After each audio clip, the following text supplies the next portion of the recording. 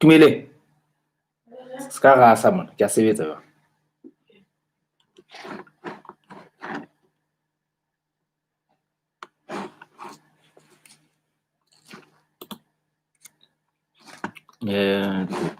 Welcome. Welcome, Lizzie Nation.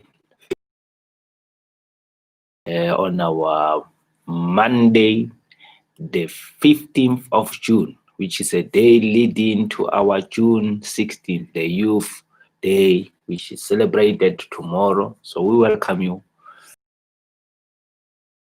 That is what I do, and I help my clients to make sure that they get their return on investment.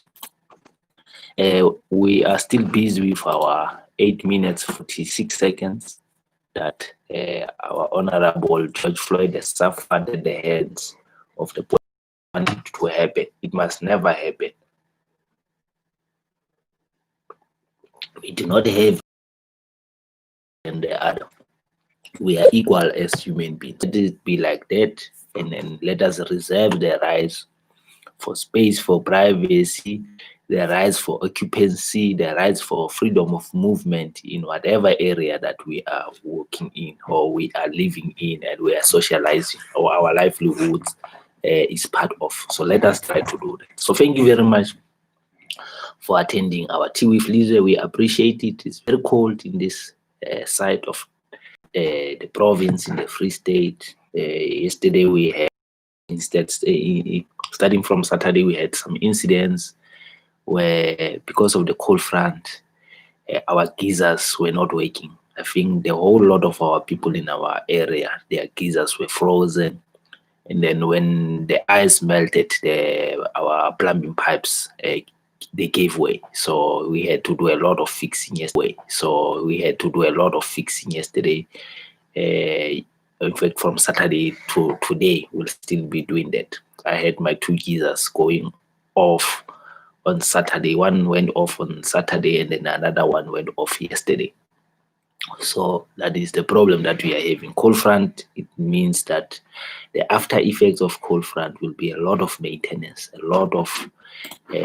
maintenance for you to get warm in your house or your household, you have to have proper maintenance in this regard. So that is what we have to live with today. So as we welcome our June 16th, the Day of the Youth, the day that commemorates the 1976 riots that were done by the students in South Africa, or in the Republic of South Africa during the apartheid years.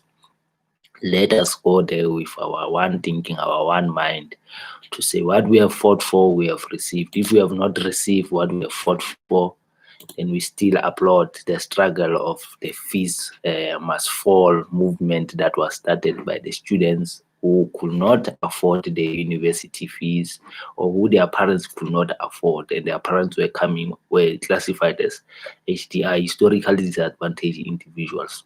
So the struggle must continue. Aluta continua to the struggle of the youth. Aluta continua to the youth being empowered to get to places of recognition, for them to get to places where their voice can be heard. Aluta continua to the youth of 1976. We salute you for the roadmap that we have led for our youth for today, to say if they have a struggle of whatever kind, they need to work of South Africa. Let us show them the ropes. Let us give them how did we tackle these issues. Let us not have youths that are meeting at night to discuss someone downfall. Let us have youth to progress, how the country moves forward. If we are downfall, then we know that we are having a youth that will not last for the discourse.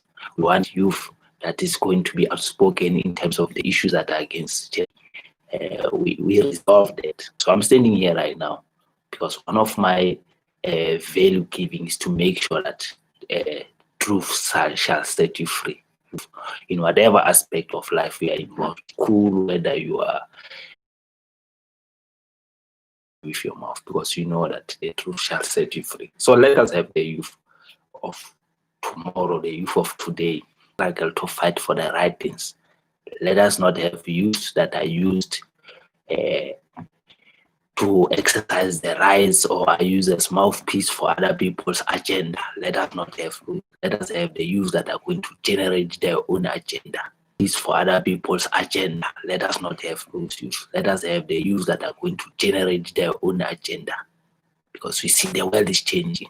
We might not have liked it starting from the March when the COVID-19 pandemic was declared. We started to see the new norm, the artificial intelligence, the fourth industrial revolution. We started seeing it being brought forward 10 years earlier. So we need the youth that are going to encapsulate that and then move with that, run with that, making their projects so that the nation can benefit from their ideas. That is what we want. We want to hear the power of the youth voice, especially the female youths. We want to hear them coming forward to say, this is what we stand for. We are against gender-based violence.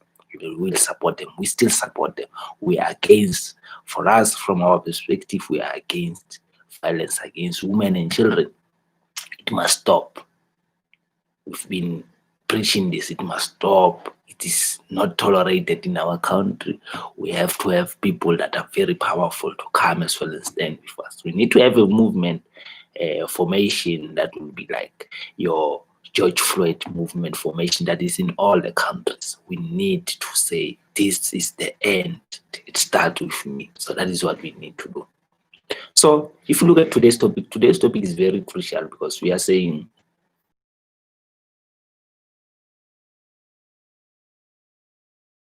in business on this principle for law. Let me give you an example. Operating on this principle for law, that you go to work, there's this thing that the employer or your teacher, your principal will measure you. They will measure you on a quarterly basis. March, you'll get a report in terms of the assessment, whether you've made it, how many days you were not at school, sample report of that. I still have my old reports. I'll show you some other time how my school reports look like. So the principal will do that, and then they will do the KPI for the educators or the teachers to say, you have performed because your class, if you are doing the certain subject, your class, they have achieved this level. So you are doing very well. So you base your performance is based on a quarterly basis. So from March you get your report card, June you get your report card, you get your report card in September, you get your report card as well in December, and then that is the final where it will decide whether you are going to the next grade or not. So from primary they use the same system, to secondary they still use the same system, at university level the same system applies as well, where you go per semester. Now you have to pass a semester in order for you to be able to go to another semester. That is how it works. So it's the normal way of doing business. The teachers, when you get to the work environment, you become now the teacher. Now you are assessed by the employer to say, are you reaching your KPI, your key performance indicators? You said, when we are sitting down discussing what is our roadmap for the year, you said, this is what I want to achieve. Have you achieved that?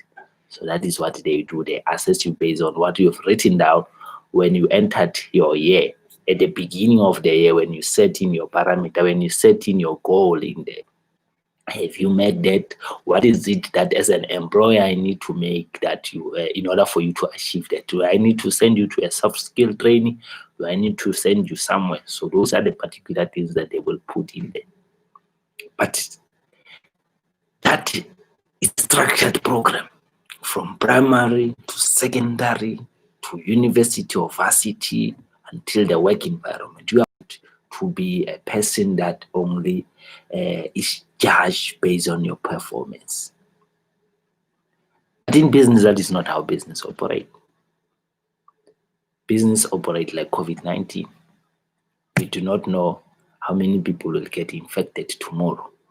We just go in, we put our lives at risk, and then we have parameters that are going to make sure that we are safe for the time being. But we do not know how much we're going to make tomorrow. We do not know. Maybe tomorrow we may be in an unknown. So when you go into business, you are operating in the unknown. I bet you, if you can go today and tell someone to form a business, they will tell you, I'm not ready.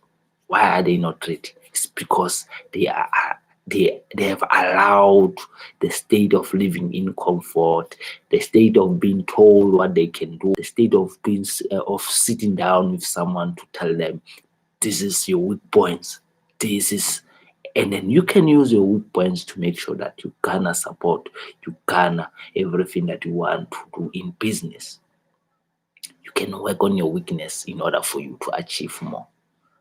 So, but our structured education has streamlined us to follow suit what is there, what has been used for decades, what has been used for a number of years, to say you go to school, you get a report, parents must come and collect your report card. And then if you have failed, your parent needs to come in and say, this is, why did my child fail this vernacular language? No, it's because it's from an English school, so it's taking long before you can understand the vernacular language. So those are the things. Not doing well in maths. No, it's because the teacher that was giving the lessons in mathematics didn't have the child knowledge, or didn't deal with the low-level child. She was only dealing with the secondary school child. So we need to adjust the school to make sure that she categorizes her learnings for her learner student as well. So those things that you find, you either win, and then when you win, you celebrate your wins. So people like that comfort zone. People are sitting in that comfort zone. They say, no, for me, I'm okay where I am. For me, I feel I must not socialize. Those are the restrictions that the government has put in. Those are the restrictions that the government has put in there. But if you're in essential service business owner, you need to go out there and hustle. You need to go out there and exit there. Let me go through them again. You must make sure that you wash your hands with water and soap for at least 20 seconds. Or you must use an alcohol-based sanitizer. When you cough, you must cough into your elbow, a tissue, and then make sure that you avoid crowded areas. Let us make sure that you listen to good news, the news that are very resourceful, the news that are coming from the authorized publishers, like your SA, South African Coronavirus website, your John Hopkins your John Hopkinson University as well in terms of the statistics of how many people are infected. If you look at the John Hopkinson statistics in terms of the infections that have occurred in South Africa, and we are 2 levels below China, which is where the COVID-19 started. So last to the middle of September, where we will have reached our peak. But our provinces, our MEC in all the provinces are busy preparing for. In the area where I am, unconfirmed reports, last week the confirmed reports were saying 5 people have already have infections in the Nara local municipalities. And today when I hear another unapproved resource, it's called medical profession, and please let us call them before we go and subject ourselves to testing as well in that regard. So those are the things. How do you now take COVID-19, the fear that is there in the communities, how do you take it to business? Because business, we do not fear. You know, when you go into business, although our ultimate goal, and then the government said they will pay us for 30 days, every 30 days after we've done a service for them, but we might have a different perspective when you get to government, where government only pay us after 90 days. You know, there's a delay in terms of the payments, or the authorization list in terms of processing the payment takes long. I have a government contract where I had done a service for someone, and it has taken more than, I think now it's more than 98 days. That is the debt age, the aging of the debt is 98 days. And they will tell you about the processes that they're following. There was a signature that they're waiting for, and then once that signature is not there, they have to start everything from scratch. It's not like there's a client that I've done business with from Swaziland, Eswatini, very good. When they saw that there's a delay in terms of their processing, they just did an emergency order and then pay us that amount. So in business, that unknown, you only reveal it when you get there. You pass that bridge when we get there. We will pass it when we get there in business. But continue, we are going. To pass that bridge, we'll pass that bridge. But you have to take off your head and respect business and respect the decision that you will make. Because the decision that you make in business are the current decisions. They are the decisions that you make for you to survive tomorrow. So those are the other. Business is no longer going to be usual. It will be like the ANC has come back from Polokwane, and then there's 2 centers of power. There's a government power, and then there's a party power.